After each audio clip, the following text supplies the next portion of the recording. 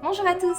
Aujourd'hui on se retrouve pour parler de la licence que j'étudie, c'est-à-dire la licence de langue, littérature et civilisation japonaise. Cette vidéo va être en plusieurs étapes, donc je vous mettrai les timecodes dans la barre d'infos, comme ça vous regardez les étapes qui vous intéressent. Dans un premier temps on va parler en termes général, c'est-à-dire de la licence en général et de comment est composée celle-ci. Ensuite on va parler des cours de japonais, ensuite de la culture japonaise, ensuite du choix de votre mineur et enfin les compétences transversales qui sont communes à toutes les licences. Du coup, si tu es plus à l'aise avec la lecture plutôt que d'écouter une vidéo, je t'invite à aller regarder en barre d'informations. J'ai mis les liens des articles que j'ai écrits à ces différents sujets sur mon site internet. Tout est détaillé, il y a des liens, il y a des images, donc n'hésitez pas à aller acheter un coup d'œil. Donc pour info, les informations que je vais donner, elles sont propres à Bordeaux-Montagne pour la formation de 2016 à 2020 parce que c'est une maquette de formation, c'est un plan de formation qui est bon pour 4-5 ans. Donc du coup, si tu regardes cette vidéo après 2020, il se pourrait qu'il y ait eu des changements. Je préfère te prévenir. Au niveau de l'année, en règle générale, elle est divisée en 2 semestres. Elle commence en septembre. En japonais, vous avez une semaine de pré-rentrée. Les dates sont déjà disponibles sur le site internet de Bordeaux-Montagne. Et puis, officiellement, le semestre commence mi-septembre. Vous avez les examens en janvier. Vous avez le deuxième semestre qui commence en février. Puis vous avez les examens du second semestre en avril, parfois début mai. Et ensuite, vous avez les rattrapages en juin pour avoir vos résultats finaux en juillet. Alors honnêtement, je sais pas si c'est utile, mais personnellement, j'ai un petit peu organisé les cours dans ma tête d'une façon claire et précise. J'ai les cours magistraux de japonais. Donc les cours qui sont donnés en amphithéâtre de japonais, généralement c'est donné par des francophones. Ensuite j'ai les travaux dirigés de japonais, qui sont les TD. Là généralement c'est donné par des professeurs japonais natifs. Ensuite j'ai la mineure, là qui est un choix entre la mineure sciences du langage et la mineure LEA qui est langue étrangère appliquée. Voilà. Et ensuite vous avez pour le semestre en tout cas une sorte de petit extra, c'est le cours de pré-rentrée qui vaut pour 1 crédit sur vos 30 crédits du semestre 1, donc c'est intéressant, j'avais fait une bonne note, donc mine de rien c'est des points gagnés. Ensuite vous avez les cours de culture japonaise qui sont aussi enseignés de façon cours magistrale en amphithéâtre. Et enfin vous avez les compétences transversales, comme je l'ai déjà dit, qui sont communes à toutes les licences. Et en gros ces compétences transversales, vous devez les faire en ligne sur e-campus. Au premier semestre, vous aviez projet professionnel, donc il parle de CV, de lettre de motivation, de trucs comme ça. Vous avez le cours de compétences numériques. Au premier semestre, vous suivez Word et au deuxième semestre, Excel. Et au deuxième semestre, vous avez également recherche documentaire. Je vais faire un petit point sur ces cours parce que ça sera très rapide. Moi, mon conseil déjà pour PPE, c'est de bien lire. Éventuellement, si tu n'as jamais travaillé ou quoi, je te conseille d'aller au cours parce qu'il y a probablement des choses dont tu n'auras jamais entendu parler. Par contre, si tu as déjà travaillé, franchement, moi j'ai pas été en cours et je me suis tapée entre 18 et 19 sur 20. Après, j'hésitais pas à googler en même temps et tout pour faire des petites recherches quand il y avait des trucs dont je doutais. Mais bon, voilà, comme quoi c'est faisable. La petite astuce pour le cours de compétences numériques, c'est que en fait, vous avez des tutoriels, à mon avis, que l'école a payé à Microsoft. Et en gros, vous avez toute une leçon qui dure un certain temps et puis ensuite vous avez le test qui te demande un exercice et puis si tu n'y arrives pas, tu peux te voir la solution. Au début, moi j'avais vraiment pris le temps de regarder les vidéos et tout et puis je me suis rendu compte que je perdais un temps dingue parce que le 3/4 du temps, je vais quand même regarder la solution ensuite. Donc ce que j'ai fait et ce que je sais que pas mal de personnes ont fait, c'est que tu passes directement à l'exercice. Si tu arrives à le faire, tant mieux. Si tu n'arrives pas à le faire, regarde la solution et ça t'épargnera énormément de temps. Et comme ça, tu rempliras ton contrat plus vite pour les compétences numériques vu que tu as des deadlines à respecter. Mon conseil vraiment, c'est dès que c'est disponible, tu le fais pendant 3 heures, t'es tranquille pour le reste de ton semestre et t'as plus à stresser pour les deadlines. Parce que j'ai des pros dans ma classe qui ont oublié, qui n'ont pas été bons, qui n'ont pas fait le bon pourcentage, qui n'ont pas fini à temps et après ils sont défaillants pour leur semestre qui est plutôt gênant. Pour recherche documentaire, il y avait un cours de présentation. Les gens ont été horribles avec le professeur. Je suis trop triste pour lui. Ensuite, il y avait beaucoup d'exercices en ligne, il y avait pas mal de lectures. Mais c'est vraiment utile comme cours parce que ça a permis, personnellement, il y avait plein de choses que je savais pas sur la bibliothèque, sur la façon dont ça fonctionne fonctionnait à l'école. Et ça m'a permis de découvrir des outils aussi que je connaissais pas, genre des sites internet reconnus au niveau de l'université comme source qui a de la valeur comparée à Wikipédia par exemple. Donc ça c'est assez intéressant. On critique beaucoup les compétences transversales, mais je pense que c'est des points facilement gagnés, donc autant y aller quoi. Franchement, c'est 3 crédits donnés avec des super notes qui peuvent te sauver ton semestre. Maintenant, on va parler de l'évaluation. L'évaluation. On sait à quel point c'est important de connaître les critères d'évaluation, n'est-ce pas?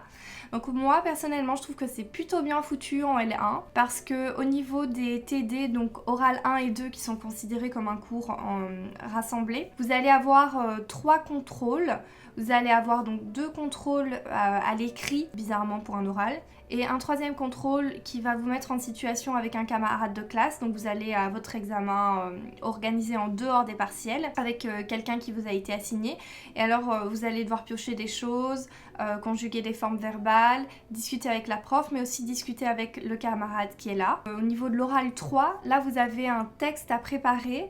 Vous pouvez être corrigé par le professeur d'expression écrite et ce texte il doit contenir certaines notions grammaticales obligatoires, il y a un thème à respecter et vous devez le connaître par cœur pour pouvoir le réciter devant la classe. Généralement les gens sont plutôt bienveillants parce qu'on est tous dans la même merde, donc faut pas trop stresser. Je sais que ça peut être très difficile mais vraiment je pense qu'on est vraiment tous dans la même merde et à aucun moment on va se moquer de quelqu'un en fait. Ensuite pour le cours de kanji, il va y avoir 2 ou 3 tests pendant le semestre pour justement établir ta note en kanji application de TD. Ensuite, en période de partiel, tu vas avoir des partiels, des cours magistraux donnés en amphithéâtre de japonais, tu vas avoir des partiels de ta mineure. Ça dépend un peu de la mineure parce que certains cours de la mineure se font sur e-campus, donc il va y avoir une note comme ça, plus un examen et parfois uniquement un examen. Le petit rot qui fait du bien.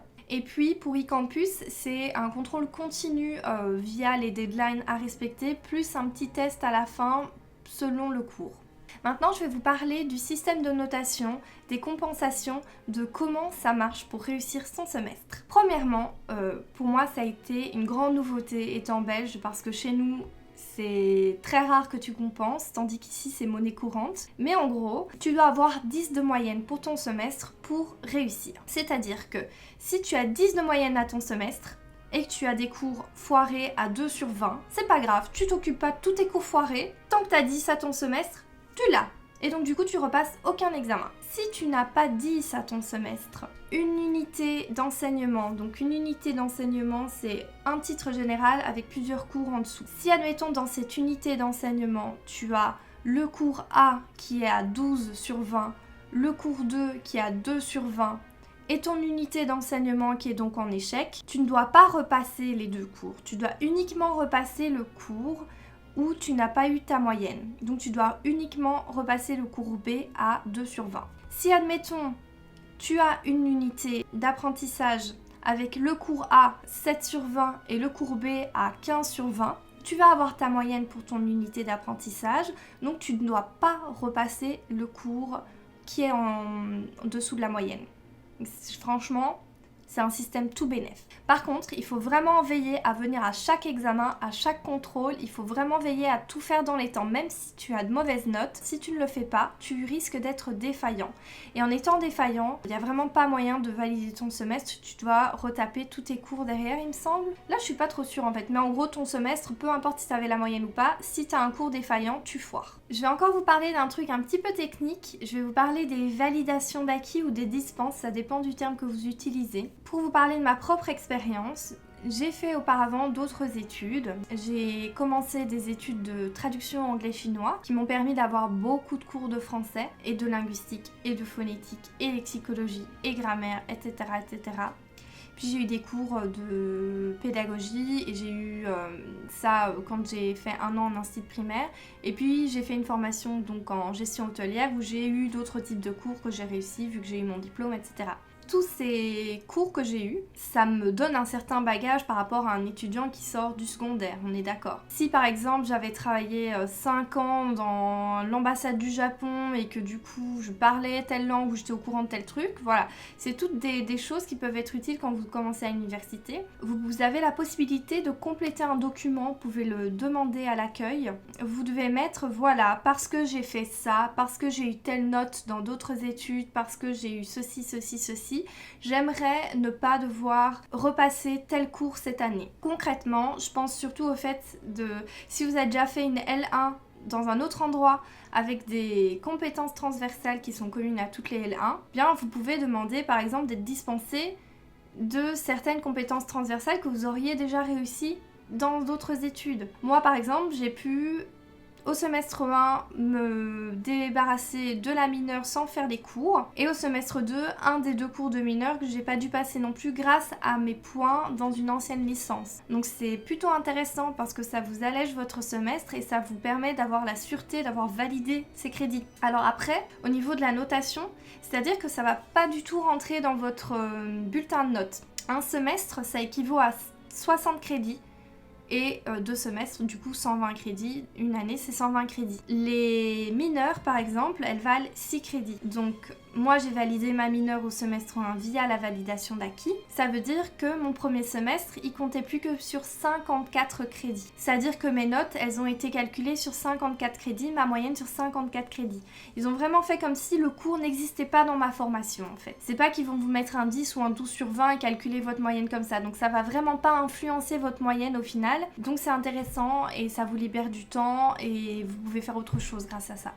Ce document, vous le demandez au secrétariat de l'UFR et ensuite vous le ramenez au secrétariat de l'UFR et alors c'est eux qui vous envoient par email. Moi ils ont été assez rapides, 1 semaine pour me répondre si oui ou non je devrais continuer à aller en cours ou pas. Donc c'est plutôt cool. Dernier blabla plus général avant de rentrer dans le vif du sujet. Ici je vais vous parler de quelques petites choses qu'à mon avis tout le monde n'est pas au courant, mais autant le dire. Pour les boursiers, vous êtes obligés de venir à tous les cours de TD parce que on va recevoir à chaque cours de TD une liste qu'il faut signer. Il faut être là parce que sinon tu risques de perdre ta bourse. La professeure ou les professeurs généralement t'interrogent pendant le cours en se basant sur la liste.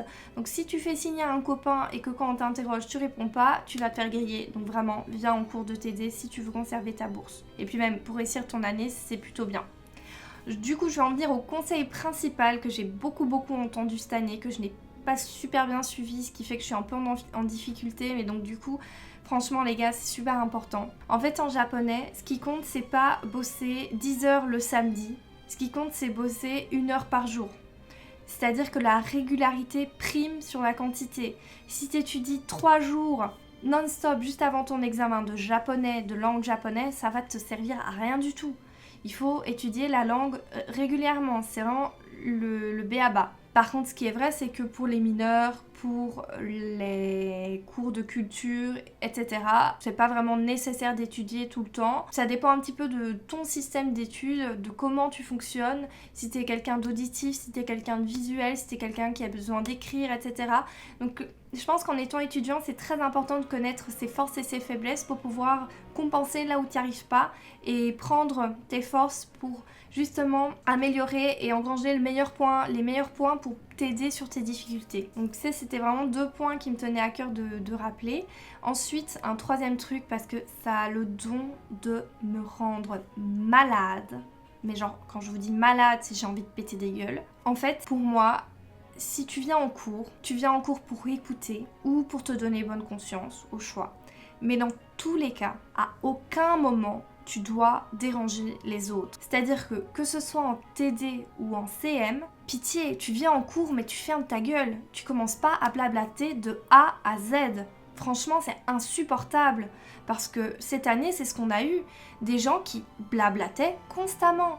Alors, dire 2-3 mots en chuchotant à ton voisin pendant le cours, oui, bien sûr, tout le monde le fait. Je vais pas mentir, moi aussi. Mais raconter des histoires sans même murmurer en parlant du début jusqu'à la fin du cours, mais pourquoi t'es venu ? Ne viens pas, ne viens pas. Et si t'es boursier et que tu viens pour te donner bonne conscience, fais dodo sur le banc si tu veux, joue avec ton téléphone, mais surtout ne dérange pas les autres, c'est tout. Franchement, c'est vraiment dommage de devoir le rappeler, Mais j'ai l'impression que c'est une règle de bienséance, que ça passe au-dessus de la tête de beaucoup de gens. Parce que quand toi tu viens en cours et que t'as envie de piger et que tu t'es mis devant, mais malgré tout t'entends les gens qui parlent derrière, t'as juste envie de péter des gueules. Je vous jure, c'est insupportable. Donc franchement, pitié les gars, soyez responsables, respectueux des autres, du professeur. Vous venez, vous avez pas envie d'écouter, tu dors, tu vas sur ton téléphone, tu t'occupes, mais tu fais pas de bruit quoi, c'est tout. Merci. C'est déjà tout pour cette première vidéo. Je vais plutôt la faire en 2 parties en voyant la longueur que ça dure. Donc on se retrouve bientôt pour la suite. J'espère qu'elle vous a plu, surtout cette vidéo. J'espère que ça va vous aider si vous êtes des futurs étudiants à Bordeaux-Montaigne. N'hésitez pas à me dire en commentaire si vous avez des questions, si vous allez être étudiant chez nous. Et alors je vous enverrai le Discord de la fac parce que c'est un très bon moyen de faire des connaissances. Et je sais à quel point c'est stressant une début d'année quand tu connais personne. Donc, franchement, faut pas hésiter à vous faire reconnaître si vous allez être étudiant chez nous. Donc voilà, j'espère que ça vous a plu. Je vous fais gros bisous. Abonnez-vous, mettez un petit like, blablabla. Bye!